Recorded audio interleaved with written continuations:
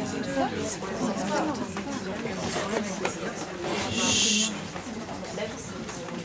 les entend pas, les seniors, c'est le problème en fait. Le problème avec les seniors, c'est qu'on les entend pas.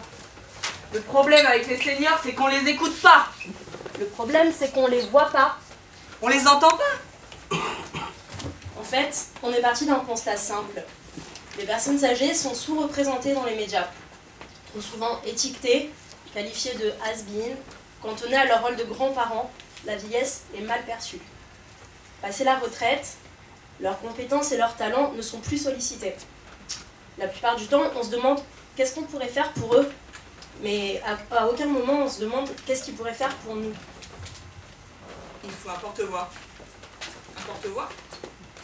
Non, pas de ce genre-là, un porte-voix comme ça.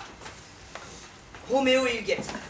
Un magazine décapant, écrit par les seniors, pour changer leur regard sur la vieillesse.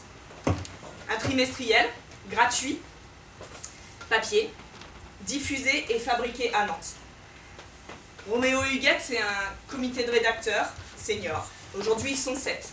7 hommes et femmes nantais qui se sont engagés. Ils ont eu vent du projet par le bouche à oreille, par des affiches dans les lieux publics et par leur pan. Demain, on veut agrandir l'équipe pour plus de mixité sociale et un roulement possible. Ils se réunissent tous les vendredis après-midi. Ce sont eux qui choisissent les sujets, les rubriques. Ils produisent les contenus en atelier d'écriture, en atelier de dessin, de photos, par des interviews et du micro-trottoir. Ils sont impliqués pour récolter la parole de tous, et y compris les plus vulnérables en EHPAD par exemple. Aujourd'hui, les ateliers ont lieu au sein des locaux de l'association Le Panache Club, qui a porté le projet sur Nantes.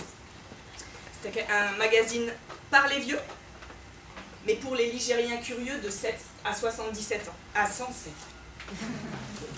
Parce que les sujets sont universels, que la parole de nos parents, grands-parents, arrière-grands-parents, voisins doit venir aux oreilles de tous. Ils ont à transmettre.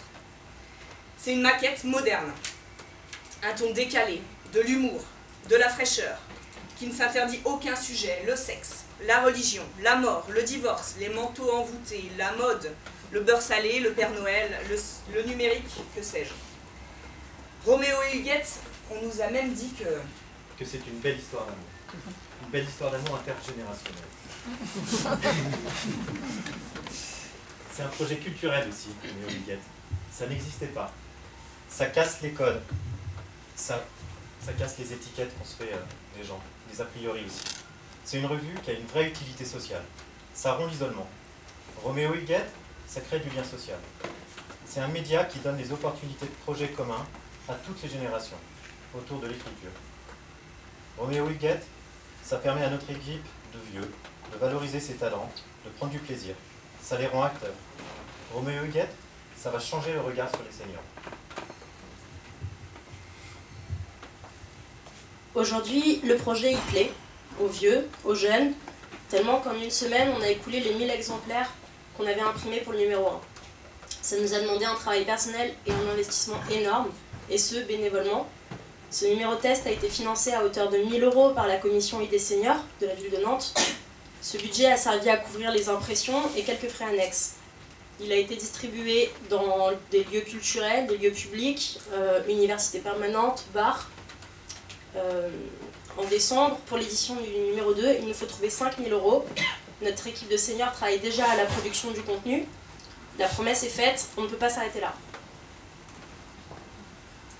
2019, ce sera l'année des numéros 3 à 7 du magazine. Concrètement, pour sortir 10 000 exemplaires de chaque, nous devons trouver 30 000 €. Comment? On envisage d'intégrer de la publicité pour couvrir un tiers de cette somme. Nous avons donc besoin d'annonceurs, si jamais ils sont dans la salle. Nous pensons également proposer un système d'abonnement à des associations, des établissements publics, résidences seniors, pour s'installer solidement dans un réseau en échange d'un soutien financier. Pour continuer le projet, il faut financer un poste à temps plein afin d'accompagner les rédacteurs dans la production du contenu, la création de la maquette, chercher des partenaires, diffuseurs et annonceurs. À l'horizon 2020, nous souhaitons rendre le magazine accessible au plus grand nombre, et ce dans tout le reste des pays de la Loire. Roméo et Huguette, c'est maintenant, et on a besoin de vous.